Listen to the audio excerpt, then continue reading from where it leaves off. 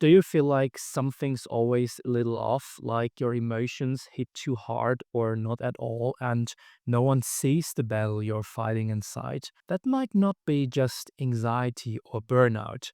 It could be complex PTSD, the result of prolonged emotional trauma that never had space to heal. And in this video today, I will walk you through every core CPTSD symptom from the most common to the least known, clearly, quickly, and in human language. But trust me, the last one is sometimes even missed by professionals.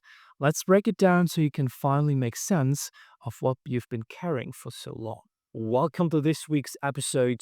If you're new here, my name is Robert, and I'm not a healthcare professional myself, but instead I share a client's perspective here on this channel. But before we dive into the symptoms, let's quickly define what we're talking about. So what is CPTSD and how it differs from PTSD? PTSD, the monotrauma, stands for post-traumatic stress disorder and usually comes from a single traumatic event like an accident, war, or assault. In complex PTSD, we see repeated long-term trauma often in childhood, and it's not just one moment, but it's years of feeling unsafe, unseen, or unloved. Where PTSD is about what happened to you, CPTSD is therefore about what kept happening and what never happened that should have. And that changes how it shows up in your body, your emotions, and your relationships. Let's start with the most common and with the least known symptom now. The most common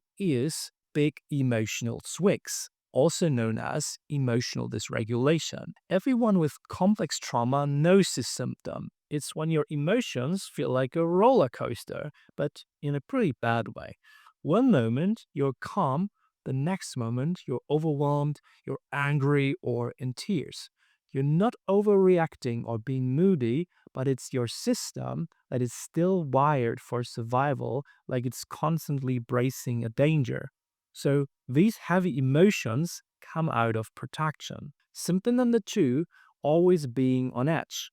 Very, very popular as well. Constantly being on edge is also known as hypervigilance. That means you're constantly scanning your environment even when nothing is truly wrong. Do you know this, for example, when you walk through the city center, there are dozens of people hustling around and your shoulders are already tense, your jaw's clenching, your mind's racing for what if?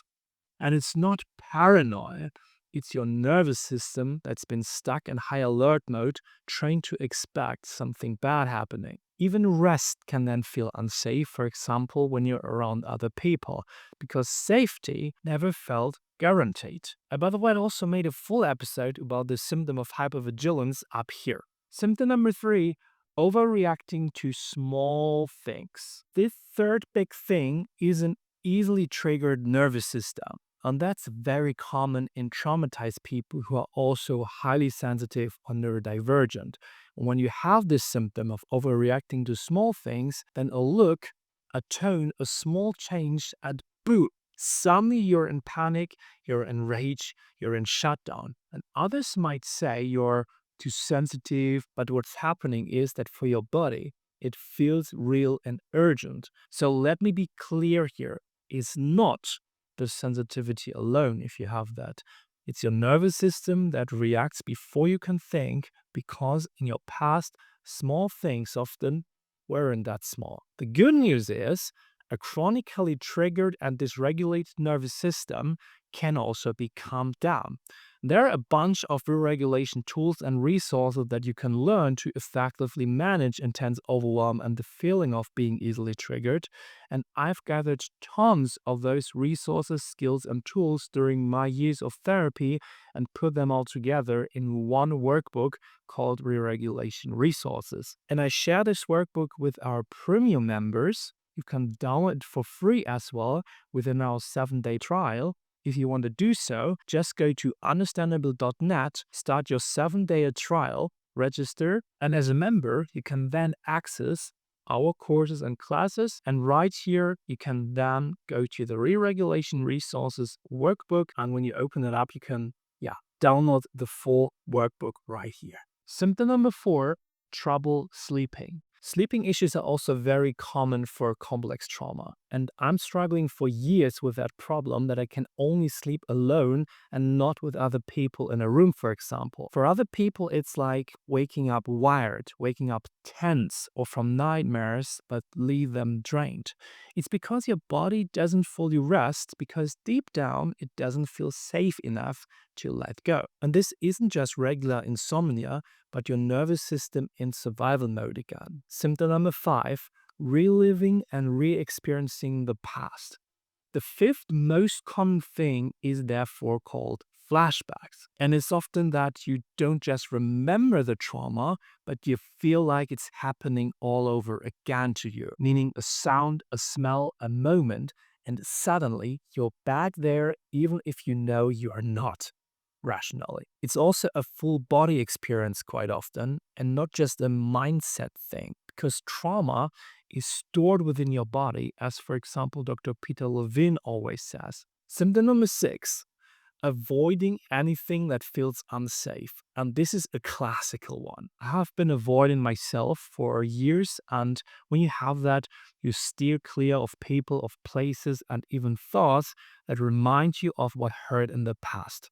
Subconsciously, of course, so you don't do that actively or proactively. Sometimes, just out of protection, you then ghost, cancel, or go quiet, even not out of disinterest, but because your body says, don't go there, is not safe. And I made a full episode on how I transformed my avoidant attachment style into a more secure one right up here. Link that to you in the description below as well. Symptom number 7, zoning out or numbing. And this one is called dissociation as well. It's like when your brain hits like a dimmer switch, you feel disconnected from your body, your emotions, or the world around you. And I experienced that quite a lot. And I also often describe it like this. It's like feeling you're in a tunnel with a narrowed field of vision, or also like slightly being drunk, but in a really uncomfortable way. You might go blank mid-conversation now, or you feel like you're watching your life kind of from the outside. And sometimes people also might tell you why you're so inattentive, and you yourself, you don't really know why this is happening, but that's dissociation then. And this is your mind pulling you out of the situation to hit the emergency brake. I made a full episode about dissociation up here. Symptom number 8, push-pull relationships. So we are slowly getting to more unknown symptoms here, but this one is still an evergreen for CPTSD for sure. So push-pull relationships is, of course, when you crave closeness, but when someone gets too close, then you panic and you pull out. Is also definitely linked to a disorganized or a fearful avoidant attachment style, which I talked about in this episode if you want to check that out. So one moment you're afraid they leave if you have this attachment style, the next moment you're pushing them away to protect yourself. And people who do that had an ambivalent relationship with their caregivers usually. So sometimes mom and dad were a source of love, but often they were a source of threat instead. And symptom number 8 can also lead to symptom number 9, which is toxic and abusive relationship drama. You find yourself in intense, chaotic relationships that are often not just a push-pull dynamic, which is already painful, but is also tied to intense highs and lows and constant confusion. In those toxic relationships, manipulation, abuse, neglect are also not rare. And it's not that you want all of this drama, but it's just that your nervous system confuses chaos with connection. So when love was unsafe, safety, stability, and harmony can feel unfamiliar. So people who have experienced that chaotic childhood, they attract chaos relationships and drama instead of healthy and secure relationships. Symptom number 10, body pain, but no doctor knows why. Well, that's a typical one as well, but many people can't really link that to CPTSD. It's when your body hurts, but the doctor can't find anything wrong. So unexplainable headaches, stomach issues, bloated stomach, muscle tension, chronic fatigue, spasms, you name it. What is it? It could be trauma here speaking through your body, unresolved trauma from the past that is stored somewhere in your physical body. Because what the mind can't say, the body often screams. And if you have those symptoms, and you might think, oh, that could be me actually, I've never thought about that. I've made a full episode just about the physical symptoms up here. Link that in the description below, of course. Symptom number 11 is harsh inner critic. Some people call it feeling not being good enough. Professionals say you have an affected belief system in complex trauma. And there's definitely a voice in your head when you're affected by trauma that won't let up. And it tells you that you're not enough, that you're not lovable, that you're not safe. And then you start second guess yourself constantly. Because the way others treated you then became the way that you now treat yourself. You started to believe your inner critic until it became your identity. But here comes the truth. This is actually self-sabotaging. It's an illusion. This is not the truth. It's definitely old programming and not your identity. Symptom number 12 is substance abuse. So medication is a standard therapy for many people with CPTSD. However, this also might introduce survivors to substances and drugs. And they come handy because sometimes the pain is so loud, so intense, that you just wanted to stop. And then you might reach for alcohol, for pills, or anything just to numb the feeling. Or in the worst cases, you even think about not being there at all. The problem is that these substances only work for a short period of time, and if you don't resolve the symptoms from inside as an addition, you will get dependent on the substances in order to numb your symptoms. Symptom number 13 is bullying. One of the less known symptoms of trauma is definitely the risk for victimization. Yes, we know that for people with autism or ADHD, but for trauma, it's definitely a huge link as well. In the lives of people who are especially neurodivergent, highly sensitive, and have trauma on top of that, in their life, they notice a pattern of being mistreated, manipulated, or taken advantage of. And it's not because they're weird or weak or whatever, it's because trauma often made them hyper tolerant of pain and unsure of what safety and close, authentic, secure relationships actually feel like. And this is what others sense, especially narcissists who then abuse and bully people with trauma, which is definitely a tough topic. Symptom number 14 is spacing out or losing focus. Well, let's talk about one of the less known symptoms here of CPTSD.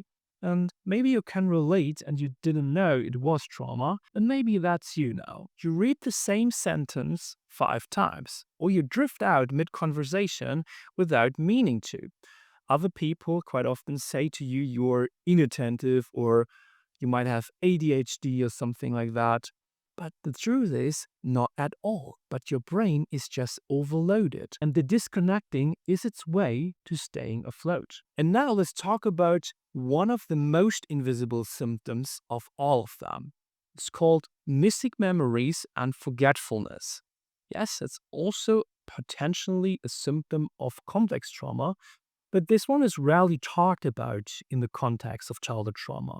Yet, it's definitely a serious consequence of early neglect and wounding. Let me ask you one question. Do you also belong to this group of people who can't really remember much from their childhood or entirely believe that their childhood was great? Well, in people with trauma, there are gaps in your past, whole moments, years, or important details that just feel gone or lost. And it's definitely not bad memory or Alzheimer's. This is your brain shielding you from what was too much to process, shutting down and pushing away experiences and memories that were unbearable and life-threatening for you as a child. Now, after hearing these 15 symptoms now, you might be asking, what can you do? Well, the good news is CPTSD symptoms are manageable, and there are ways to break free from them, at least reduce their intensity. The route I personally went was through psychoanalytical and hypnotherapy. And these two definitely help me to better understand myself, to reconnect with my emotions, communicate my needs, and set healthier boundaries. And I share all of my experiences and practical exercises from years of therapy on my website, understandable.net. And if you want to get access to my courses and the things I shared about therapy, you can become a member and start a 7-day trial. Just go to understandable.net, click here, register, and then you can access all of our courses right here, just in the course section. I built a full course for connection, re-regulation, and attachment, so all the basics of trauma, a full class on feeling and expressing emotions, on recognizing and communicating needs, because those are the basics, as well as setting healthy boundaries. And then we have courses as well about stop overthinking, how you can build finding authentic self, how I do that. And we also have bonus courses, AI classes, and of course, a member section where you can ask personal, individual questions if you're currently dealing with complex trauma. So these were all the CPTSD symptoms, from the most known to the least known. Which of those symptoms are you affected by? If you want to share that, leave me a comment below. I'm happy to read from you. If you want to support the podcast, leave a 5-star review on Apple Podcasts or Spotify. Subscribe to the channel, and I see you next time for another episode here on the channel.